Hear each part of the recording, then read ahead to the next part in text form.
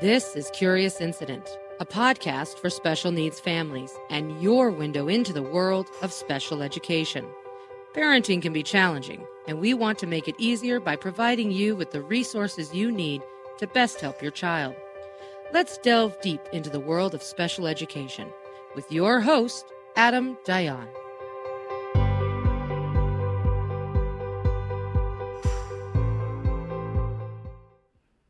I am pleased to present Peter Albert as my next guest on the Curious Incident podcast. Peter is a seasoned and committed legal professional with extensive experience in education law. He represents families and disabled students in matters involving the right to receive appropriate special education and related services. Prior to representing families, he represented school districts in their defense against due process complaints filed by parents claiming that the district denied their children free, appropriate public education. In 2004, he became certified by the New York State Education Department as an impartial hearing officer. Since then, he has presided over hundreds of special education matters throughout New York City and state involving a wide range of issues. In his more than 40 years of experience as an attorney, including 36 years in education law and 22 years as an impartial hearing officer, he has unique insight into special education matters. Peter, I'm so happy to have you here. Welcome to the show. Well, thank you for inviting me. I'm looking forward to it. It's great to see you in person. So you've worked on both sides, representing school districts and now working with parents, and you've also had experience serving as an impartial hearing officer. How has that shaped your perspective on special education disputes? I think it helps in really distilling what the issues are, the real issues versus the not so real issues. It's a very emotional kind of situation. You're dealing with a child who often has disabilities and who can't necessarily advocate for themselves. In this respect, having the parent be involved, be their advocate, be their voice, sometimes literally and sometimes figuratively, is helpful. But what's most important is separating the real issues from, sometimes I call it, everything but the kitchen sink thrown in. The hearing officer doesn't want to hear irrelevant or emotional type of issues. What does the student need? What's appropriate? What's being recommended? Those are the issues. Those are the real issues. What does this child need? Correct.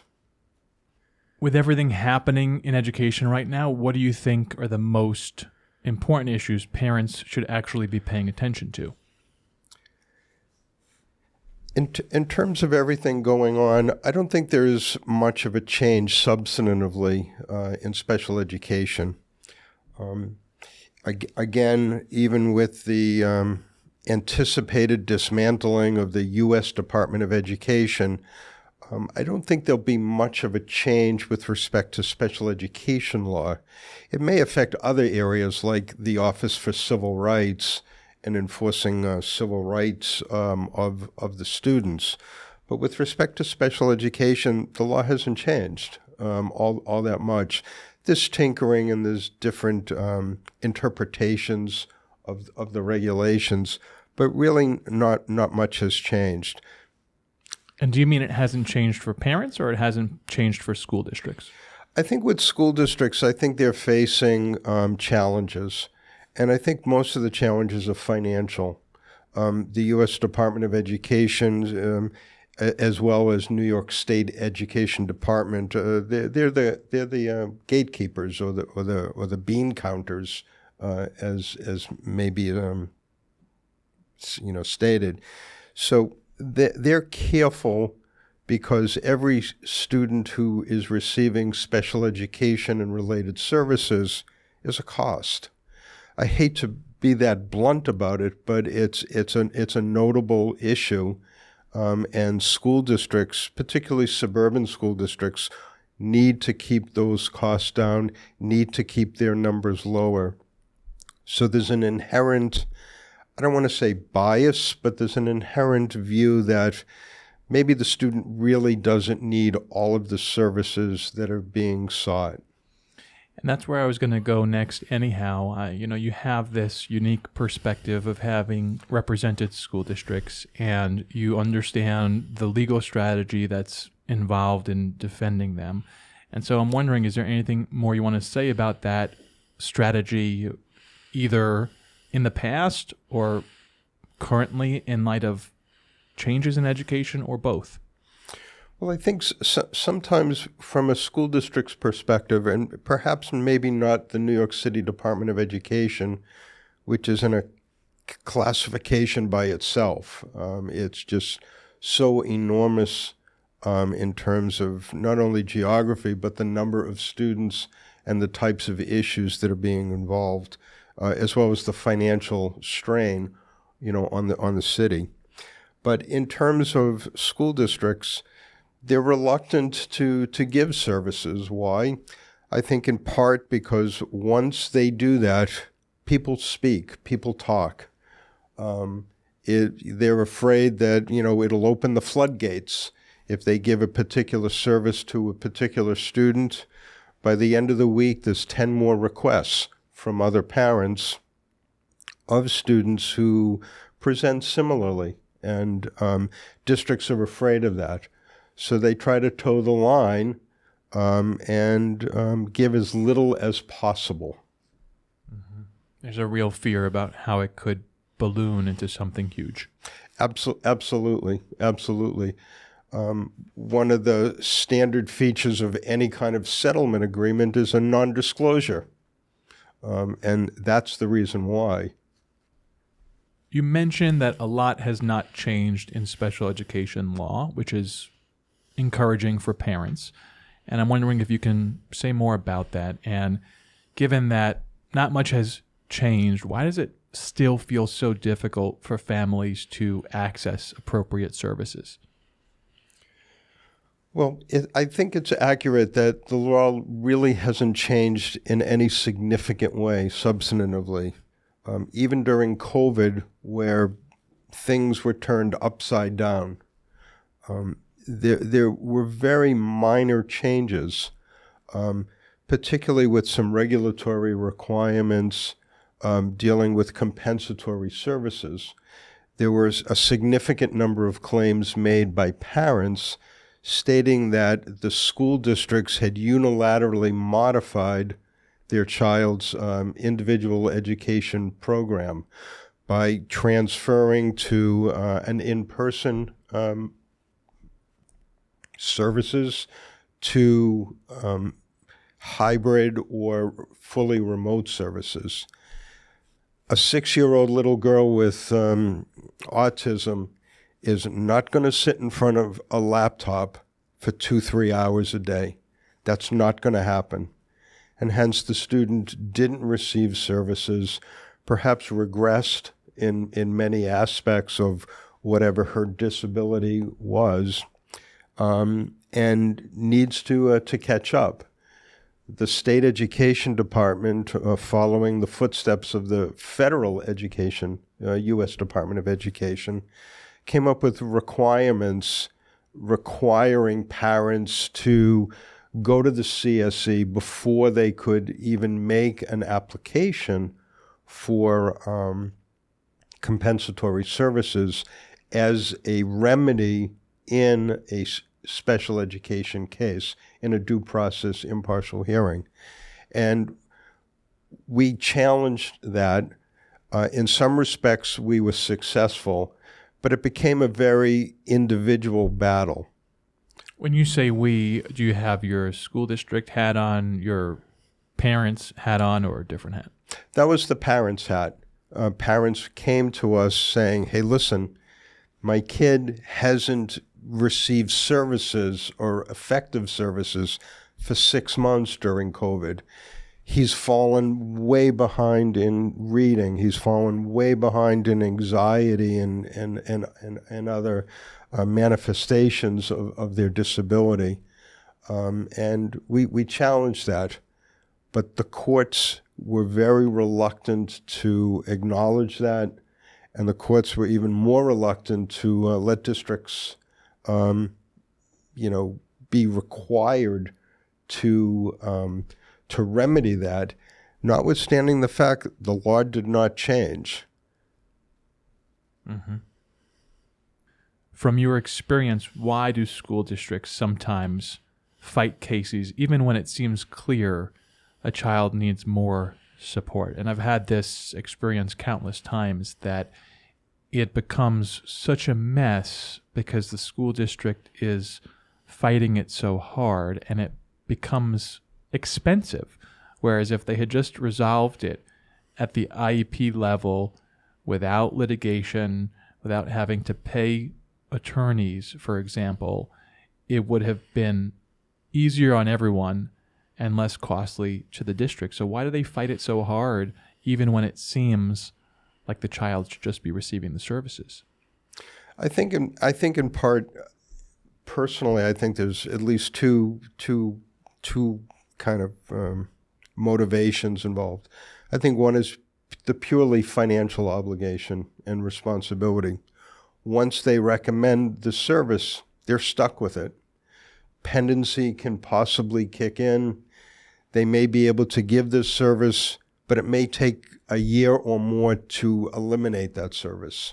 Again, without getting into the weeds of declassification and the reduction of services, the school district still has to go through the process, prior written notices, of an anticipated recommendation to reduce or eliminate services, and they don't want to do that because it's not just a one-year deal. It could be 2 or 3 years. I had a case fairly recently. Before you mention your case, I'll just underscore what you're saying about pendency, right? Because oftentimes when we talk about it from the parent perspective, it's this hugely advantageous tool where they can continue in a program that perhaps the school district is disputing. But you raise an important point, which is that from the school district's perspective, they may be on the hook for this thing they're putting on an IEP for a very long time. And if parents have competent legal counsel, pendency can sometimes be continued for years. So it sounds like, from what you're saying, school districts are really mindful of this, and the fact that they could be responsible for providing the service for a really long time is one of the reasons that they don't recommend it to begin with. Correct. I was just going to say I had a case where in a suburban school district representing the parent of a student who had some mild autism, even a little bit of dyslexia involved. Pendency was invoked. We withdrew a case, settled it, refiled the case, got pendency again because the agreement did not constitute pendency per the terms of the agreement. That was the only way we would agree to settle the case. We rode pendency for 3 years. The student continued to receive the services. Some of his issues were maturity.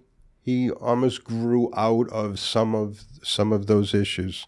So it worked out well to the certainly to the student's advantage. So I'm wondering if you can walk parents through the strategic thinking that school districts may be using behind the scenes. And specifically, I'm thinking of situations where parents are unhappy with the public program that's been recommended in the past. They take steps to identify a private program of their own, and then a school district scrambles to cobble together their own thing. Can you say a little bit more about that? That's a common I guess scenario of certain cases where it may be a smaller district that doesn't have the resources, doesn't have 10,000, 20,000, 100,000 students in special education programs. A student may have a certain set of, I don't want to say unique, but unusual disabilities and manifestations of that disability that require special education and or related services. The district's not going to provide it for 1 or 2 students. Why? That's why there's small group instruction, because it's cheaper. I only have to hire one reading specialist to address the needs of 5 or 6 students who are similarly situated with similar disabilities and needs, rather than 6 different teachers. So it's an economic issue. It's also a control issue. I had a case where a student had some significant medical conditions. It kind of also manifested into psychological issues where the student was not ready to return to school, needed a private, small, very hands-on program. The district didn't disagree about any of the needs of the student. They went to the program that the parents had scoped out and reviewed and said, this would be perfect for my son. And what did they do? As you stated, they cobbled together a program that tried to mirror each and every one of the aspects of that program, put it on paper and said, this is what we're going to recommend. It would be difficult for a hearing officer to say, well, listen, yeah, but is it the same? Is it time-tested? Has it been established? Those issues are very insignificant. On paper, were these the services that were appropriate for the student? And luckily that case resolved, but it would have been hard as a hearing officer to have determined that the school district did not recommend an appropriate program. I think what's notable in that example is, one, that they were able to find something that on paper resembled the program the parents were interested in. A lot of the time, at least in New York City, that's not possible because the system doesn't have the specific methodologies and intensity and consistency of support that a child may need. And the other thing I wanted to highlight is that sometimes it takes the parents' action of saying, this is not working, I've found something else, and this is what's appropriate for my child, to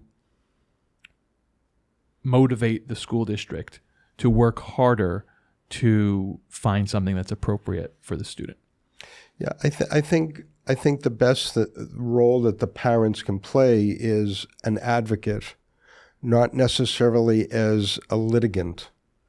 Being the advocate, asking for the independent educational evaluation, relying on that, looking for the experts, and that can add not only another strain on the parent, but it's also a financial strain, because most evaluations, if they're done privately, the individuals absent insurance coverage are going to have to, it's an out-of-pocket expense, which could run thousands and thousands of dollars, which many students and many families simply can't afford.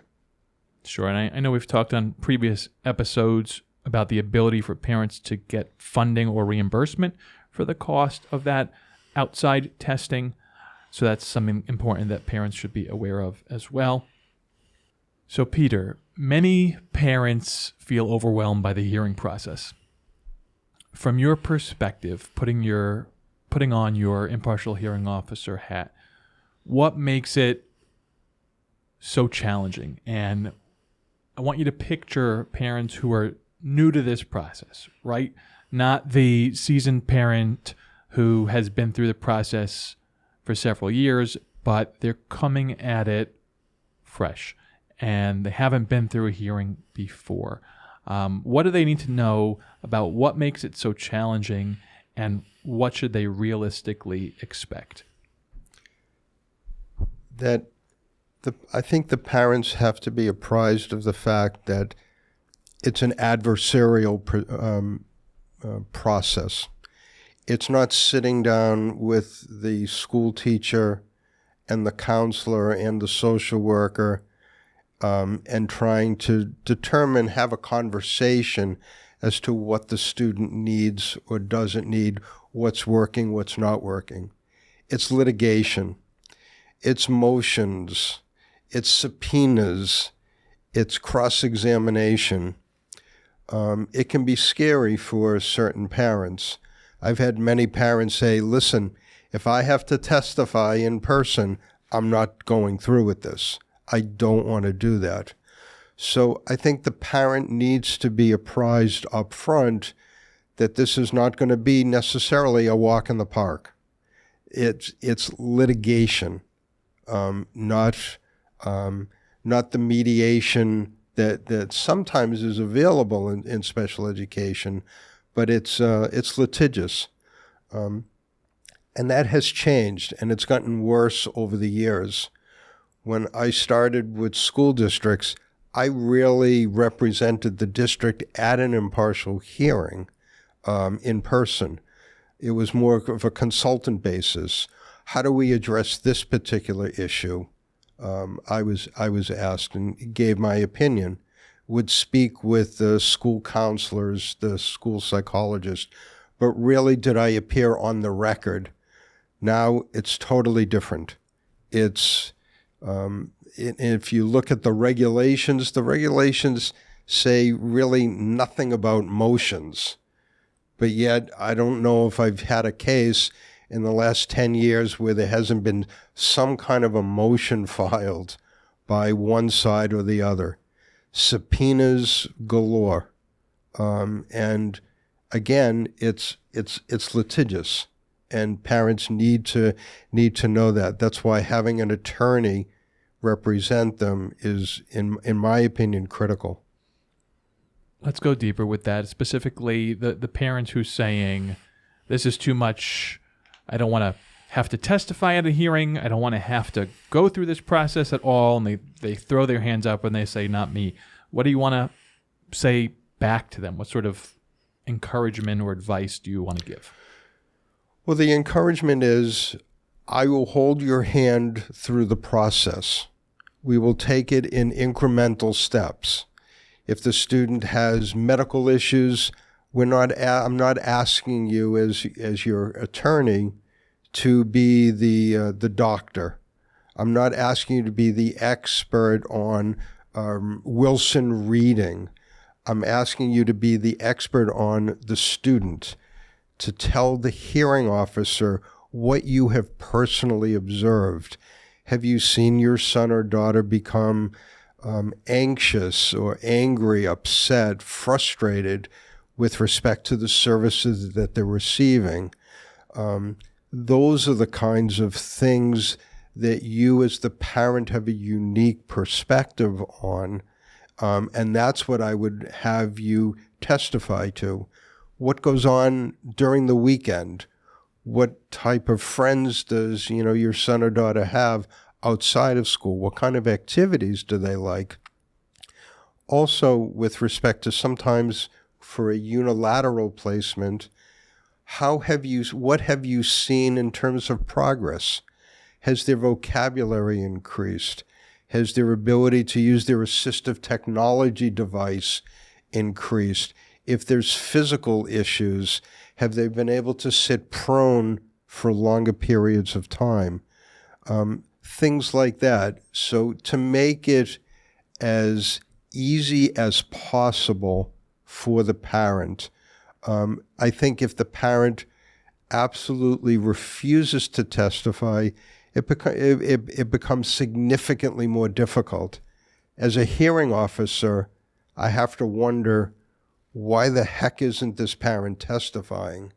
And I'm going to have it in the back of my mind that maybe this parent doesn't want to jeopardize claims, that maybe some of the claims are more lawyer-produced rather than reality-produced. And again, it's the human nature part of these cases that come into play. And this all has to do with the theme of storytelling, which we've talked about, and I mentioned to you that I was at the annual COPA conference this year, where special education attorneys and advocates from across the country get together to train and develop these important skills, including storytelling through due process complaints and impartial hearings. So what does it actually mean in the context of a special education case to approach legal advocacy as storytelling? To me, storytelling is just what it implies, telling the story about the child. A due process complaint is kind of a snapshot in time, usually towards the end of the story, but that's not necessarily the conclusion. How did that student get there? If there were issues concerning when the child was an infant, did they satisfy the various goals in terms of physical maturity, in terms of intellectual maturity? Did they speak at appropriate times in their life? Did their vocabulary increase? Tell a hearing officer how it got to that role. I don't think the focus should be on that, but I'd like to know how did we get to this point? What kind of services was the student receiving? Had the parents sought services when the student was much younger? Were they provided? Were they successful? Were they denied by the school district? Did the student have a private tutor, a private occupational therapist, private speech and language therapist? All of those things bring you through the process. What did the student receive for the year or two prior to the due process complaint? As you know, there's a statute of limitations. So even though, and as a hearing officer, I'm always willing to hear testimony and to receive into evidence IEPs that may be 4 or 5 or 6 years old. Why? Because I want to see what was going on, what led to the development where the parent finally had to throw down the gauntlet, as they say, and file that due process complaint. Was this 5 years in the making, or was this, the last 6 months? There's a difference. So the progression and evolution is very important. Absolutely. And I noticed that you highlighted emotional challenges as well as physical challenges. And a lot of the time, school districts tend to focus on cognitive and academic abilities. So wearing your IHO hat, why are emotional and physical issues important? Because it can affect the effectiveness, the efficacy of what's being recommended. It's almost like the state law in New York State, DASA, D-A-S-A. I've seen a significant number of cases where there's the student there's at least allegations of bullying. Bullying in and of itself is not an IDEA, a special education issue. However, if the effects of the bullying has prevented the student from receiving the benefits of an IEP or has created situations where the Committee on Special Education has ignored or has not dealt with appropriately, then they become connected. Hearing a student who may be a little overweight, who may be a little different than his or her peers, being taunted to the point where the student has thought of suicide is heartbreaking. But what did the district do in response? And particularly, did that student have an IEP? And because of issues that are emotional based rather than maybe physical based, like articulation issues, did that prevent the student from receiving their educational benefits? Critical, in my opinion. Mm-hmm. That's a great example. Thank you for sharing that. You've provided so much insight already. I'm wondering, for parents who are preparing for a hearing, are there any other really important things they should focus on when telling their child's story? For the parent to remember that this is about their child, not about themselves. I've had many parents come to me as the advocate, attorney, and they think that this is a trip and fall kind of case where they're going to get damages. And I tell them, no, this is not a damage case. This is not about you. This is about your child. This is about getting your child services. If you're out of pocket money because of services, that's a different story. We'll try to get that reimbursed as part of the remedy. But this isn't about you. This is about your child. And we do see this sometimes, that parents are angry, often rightfully so, because they and their children have been neglected for years, and they want their day in court, and they want an adjudicator to hear all the ways in which they've been wrong, and for the school district to acknowledge that or apologize for it. And I think it's really important for parents to understand that this is not necessarily the forum for that. Correct. I wish I had a nickel for every parent who says, I was wronged, the school district did us bad, I want them to apologize. And I said, if you want them to apologize, give them a call, invite them for coffee, and try to get them to apologize. But that ain't going to happen in an impartial hearing. That's not going to happen in a settlement of a case, and it's surely not going to happen if the case goes to a hearing and an impartial hearing officer has to issue an opinion. It's not in the cards. It's not possible. So if that's what you're looking for, you're in the wrong place.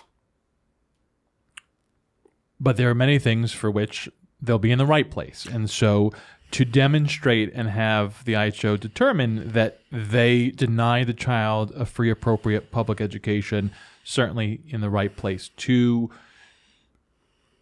present to the hearing officer the relief that they believe is appropriate, to ensure that the child's educational needs are met, and perhaps that they are made whole for services that were missed or expenses that were paid for. All of those things can be properly addressed within the scope of the impartial hearing.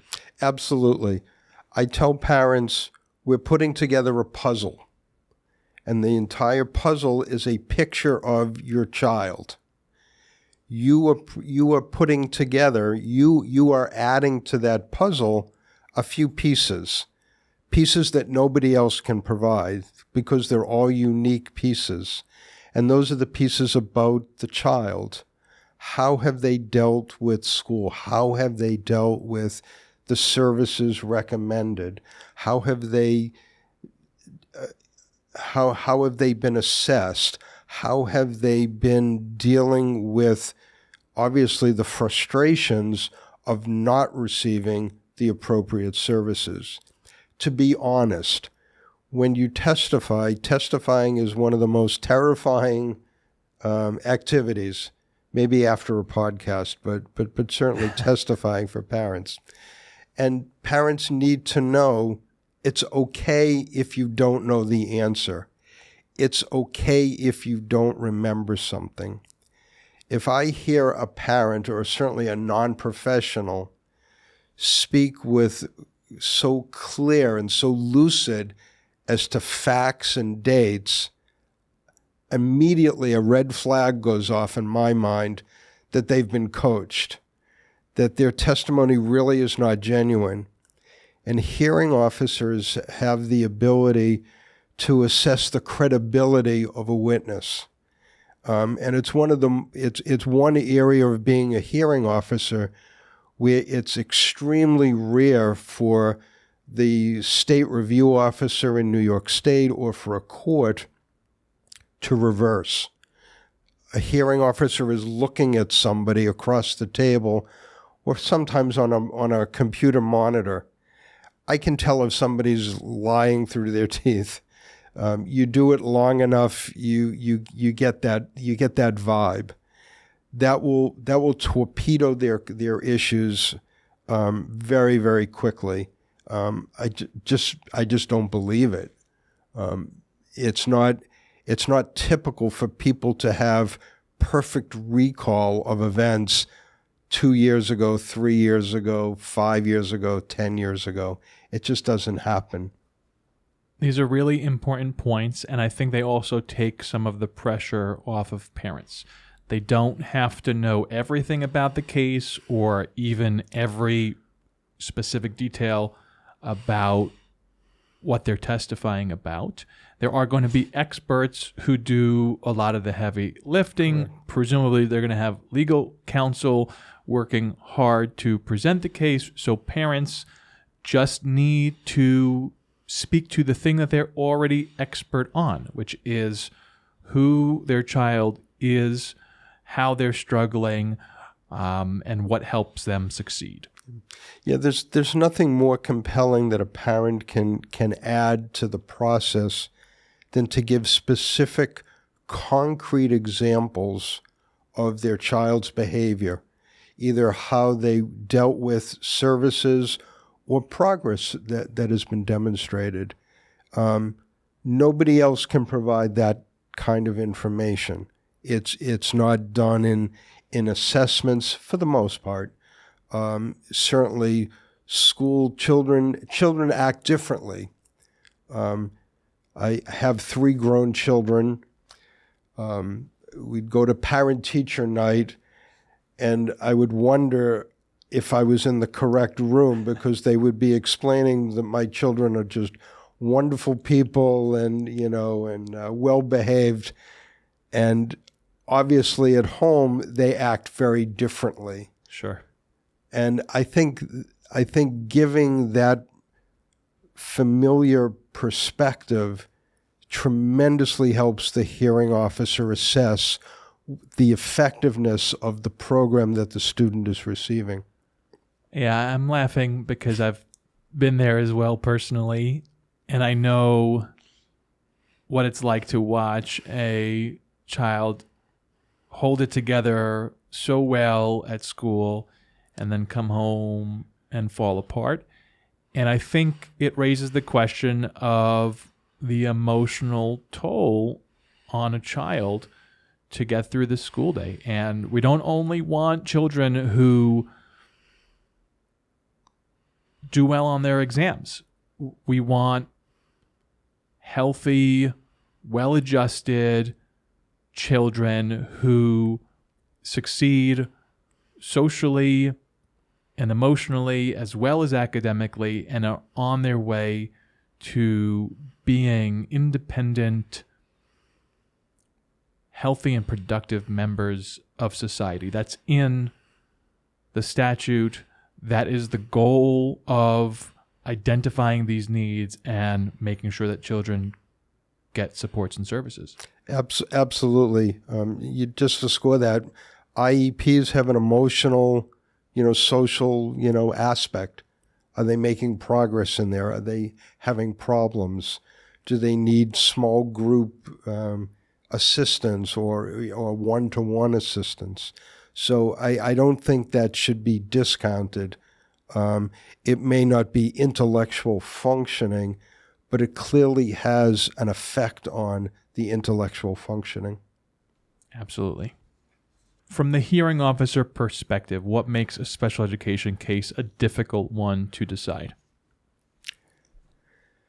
I think the most difficult case to decide as a hearing officer is where there's where neither side has really done, in my opinion, a great job in presenting their case. If there's no compelling evidence one way or another with respect to the program that was recommended, I'm always amazed at reimbursement type cases where a parent may have gone out and spent, perhaps in some cases hundreds of thousands of dollars for a private placement, but doesn't have an independent assessment from a neuropsychologist or some kind of evaluation, or where the school doesn't, permit their staff to testify in these cases. I have no evidence. How do I know that unilateral placement was appropriate when nobody's telling me what the kid got? I'm not going to be able to discern from a report card those facts. So give the hearing officer what he or she needs to decide the case. Give them evidence. Give them an independent evaluation to contradict, if needed, the school district evaluation. But there needs to be evidence. A hearing officer is constrained to issue a decision based on the record evidence. If I don't have the record evidence, I could think certain things, make certain assumptions, but I can't base a decision on my assumptions. I need it in black and white. And absent that, it's a problem. So those become difficult cases. Sure. You've emphasized that cases should focus on the student, not the parent. Why is that distinction so important? The federal law is called the Individuals with Disabilities Education Act, not the parents of students who have disabilities. I want to know about the student, not necessarily about the parent. The parent can have a whole host of other issues, other children involved, other children with disabilities. While I can sympathize with that, that's not my concern. My concern as a hearing officer is this student, what does this student need? What's been recommended or not recommended for the student, and how effective has it been? The bar is relatively low for a school district, certainly in New York, in my opinion, to demonstrate that what they recommended was reasonably calculated to enable the student to receive benefits. The fact that a student may not have received those benefits is an issue and is a factor, but it's not the tipping point factor. The factor is what the school district proposed, recommended, implemented, was that reasonable for the student? In terms of the parent's not in that equation. And that's why the case is about the student, not the parent. I'm just curious, since we're speaking about parents, do you have any specific advice for parents who may have educational challenges of their own? To rely on outsiders to assist, to rely on legal counsel to help them through the impartial hearing progress, to rely on a social worker. You said progress, I think you meant process. I'm sorry. To rely on, legal counsel who is going to represent their interests at the impartial hearing and the legal process. To rely on a social worker who could give evidence of issues maybe at home. There's a number of cases that I've had over the years or as an impartial hearing officer where the parent has had issues. The parent has learning disabilities and can understand that. And as a result, may not be the most effective witness or advocate for their child. So they need to have these other individuals, to have the independent educational evaluator, be it in speech or OT or PT, to be able to assist them in the process.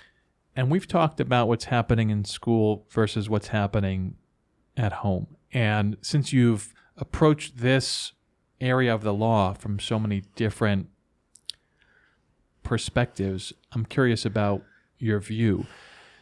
When a school district asserts that what's happening at home doesn't matter, or that they don't have a responsibility to generalize skills from a school environment or a classroom environment to a home environment, how do you analyze that whole issue? And I'm particularly interested in your view as a hearing officer when this comes up before you. Well, if a behavior is being manifested at home and the student's receiving homework or some kind of work that needs to be done outside of class and is unable to prepare it or do it satisfactorily, then it is having an adverse impact on their educational abilities. So it is relevant. Is it as relevant as the behaviors in school? I would say yes. I want to know that.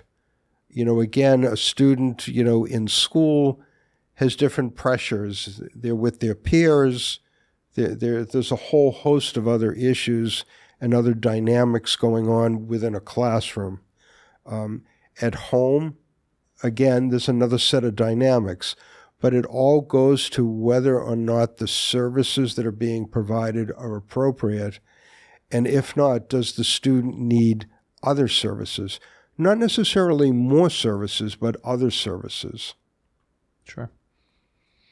So I think we've addressed the next question. Tell me if you want to add anything. When parents are testifying or participating in a hearing, what makes someone come across as credible, and what can unintentionally hurt their case? Again, I think we did touch upon this, but I think, and I know this sounds a little corny, but to be honest, sometimes there may be facts involved or facts known only to the parents that may be adverse to their claims. That's okay. Life isn't consistent all the time, and neither is their testimony. There may be things where the student did swimmingly well on a particular homework assignment. Perhaps they have a better handle on performing math than English assignments because maybe there is some type of dyslexia or some kind of reading disorder, a reading comprehension issue. It's okay for the parent to say, yeah, my daughter spent 10 minutes on the math homework and did swimmingly well. But when it came time to doing that English assignment, the book report, it was a struggle, and it was a painful struggle. The fact that the student may have done well on one assignment and not the other, that's okay. That's okay. And that's truthful, and that's honest, and it's even more important, it's realistic. And that's, again, that's what the hearing, or at least I as a hearing officer want to hear. I don't want to necessarily hear, unless it's accurate, that everything is a disaster, that it's just chaos at home, or it's just chaos with every assignment. Sometimes that is the case, and that's okay. But if it isn't the case, then I'd like to know that. If parents have recall that it just seems too rehearsed, too well orchestrated, I'm going to raise an eyebrow and say, that sounds more like witness was coached rather than prepped. And I think there's a big difference. Put aside formal ethical issues of the attorney, it just doesn't smell right. Those are great points. Peter, before we wrap up, for families just starting this journey and feeling overwhelmed, what do you want them to understand about this process? Is there anything you want to share that might ease some of their anxiety? I think particularly for the newbie parent to special education and the impartial hearing due process under the law is to have somebody guide you, somebody who you can trust. I think having competent legal counsel goes a long way. You wouldn't want to do something, build a house if you don't know the basics of construction, of carpentry or masonry. It's going to be a disaster. Likewise, with an impartial hearing, you need somebody who has gone through the process, who knows what to do, who knows when to do it. There's many situations to trip up on. And particularly in the age of litigation, complying with the administrative requirements, the regulations, are critical. The timing aspects, there's various deadlines to comply with certain requirements, disclosure requirements. I could go on and on and on, with those.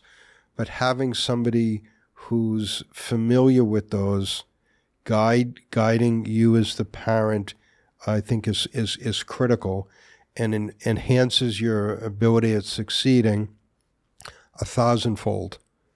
I think also, with that being said, I think it's also the lawyer's obligation to make sure that the parent feels included in the decisions. There's nothing worse than the attorney, even if they're correct decisions, making the decisions, implementing those decisions without the parent's knowledge.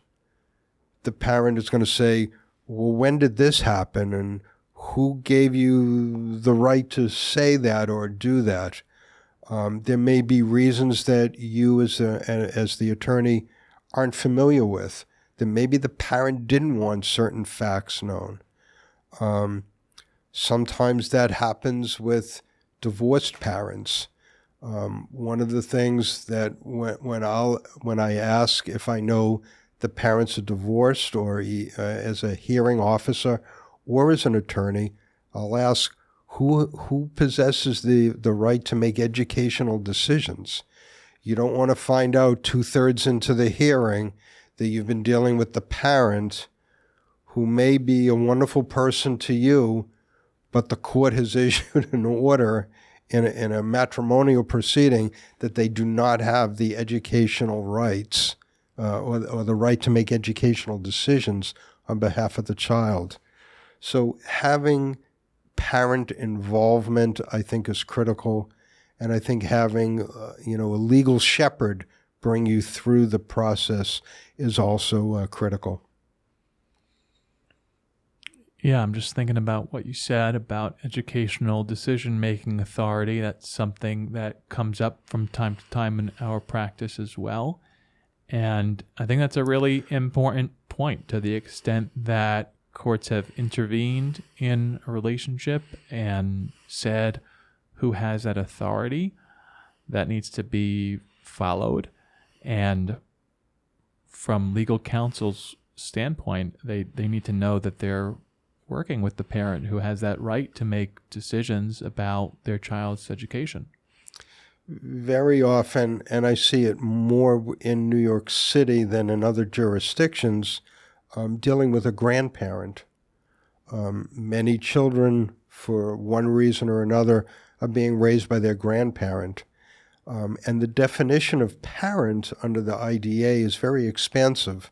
It's not necessarily limited to a biological or even an adoptive parent.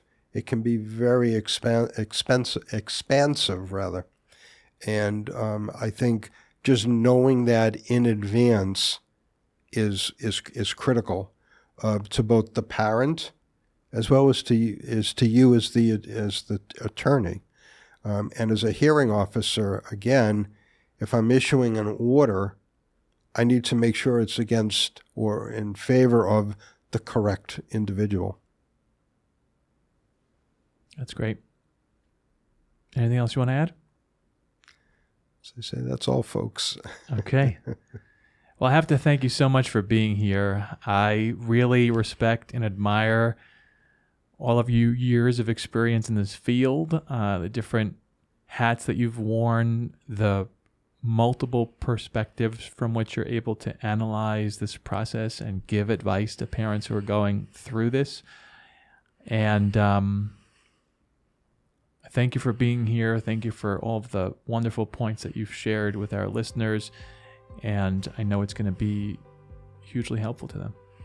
Well, thank you for inviting me, and I'm glad to share the perspectives. Great to have you. Thanks for listening to Curious Incident, a podcast for special needs families. Don't forget to subscribe for a new episode every month. For more resources and helpful information, check out our blog at dionlawfirm.com. This podcast provides general information which is not intended to and does not constitute legal advice. You should not rely on this information for any purpose. For legal counsel, you should consult with an attorney to discuss your specific circumstances. You are listening to this podcast does not create an attorney-client relationship between you and the law offices of Adam Dion, PLLC. No attorney-client relationship is established unless a retainer agreement has been executed between the client and the law offices of Adam Dion. This podcast may constitute attorney advertising. Prior results do not guarantee a similar outcome. Any guests featured or resources mentioned on this podcast are for information purposes and are not endorsed by the law offices of Adam Dion, PLLC.